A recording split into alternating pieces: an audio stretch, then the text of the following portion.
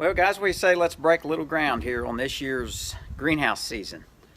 I thought we would kind of show you how we go about mixing our potting soil, and today was going to be the first day that we do that. We need to start filling some pots, and we usually start with our Bloom Master baskets. I'll probably do a video on that within the next week, and kind of tell you about those. But I kind of wanted to concentrate on the soil and our mixer here today.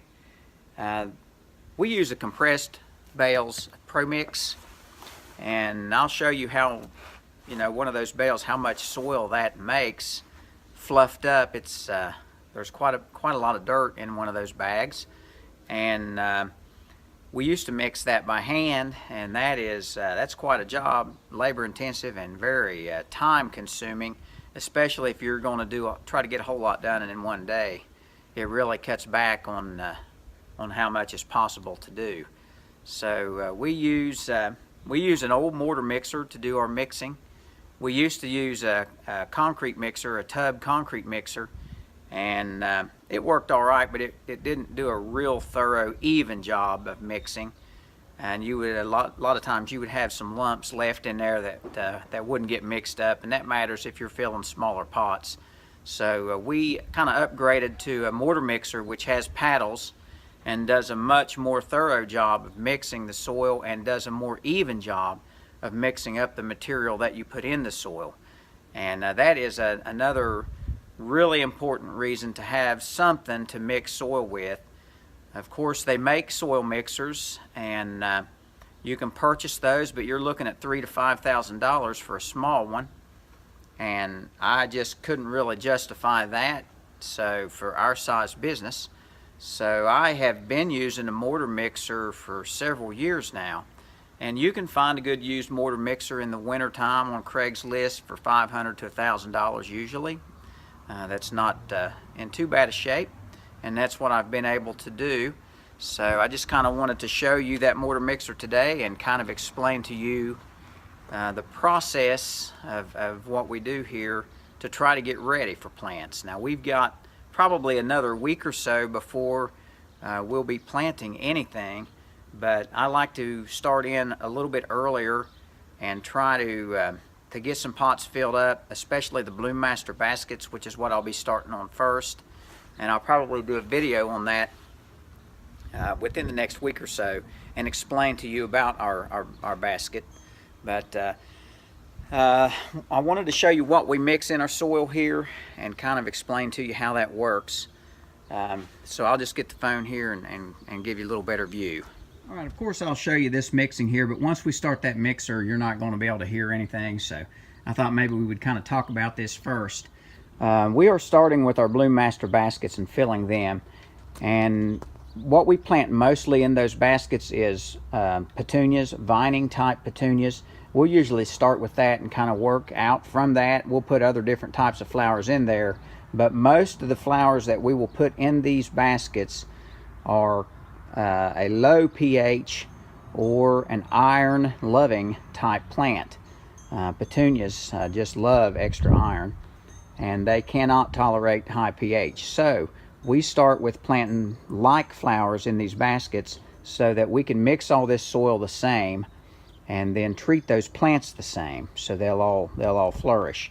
So what we mix in these baskets, this is kind of like what you'll find in a diaper. It's a moisture lock type material, and I will show you how we mix that up right here. Okay, one thing that I did forget to mention is that we will add either a 5-gallon bucket of the moisture lock or a 5-gallon bucket of water.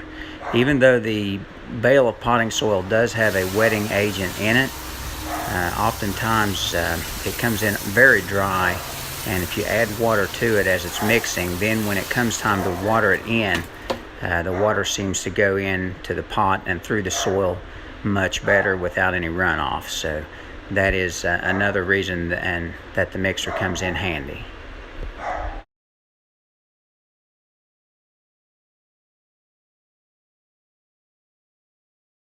Okay, so you saw how that was mixed up there, and that just one coffee can of those granules will completely fill a 55-gallon drum. They'll soak up all the water in that drum, and what they do is they slowly release that water over time. So you mix that in your soil, and it helps to hold moisture in that soil longer. So these baskets are something that have several plants in them, and this will help aid you as the customer in watering through the summer. So that is one thing that we add to those baskets. Another product that we add to the Bloom Master baskets, and anything with a Calibrachoa or a Petunian, is extra iron. And you can see here it just comes in powder form, and we mix that right in the soil here, and I will show you how that all works. But we mix that in. It basically kind of helps lower the pH in that soil, and it adds that extra iron. Now, we do correct pH in our water, which is probably going to be a future video as well, and I'll show you how that we go about doing that. But different plants require different nutrition. Just like on the farm and in the field, you have to control the pH. So those are just two of the things that we're going to mix in this soil here today. And I'll once I get this thing cranked up here, I won't be able to do a whole lot of talking, so I just kind of wanted to take care of that here.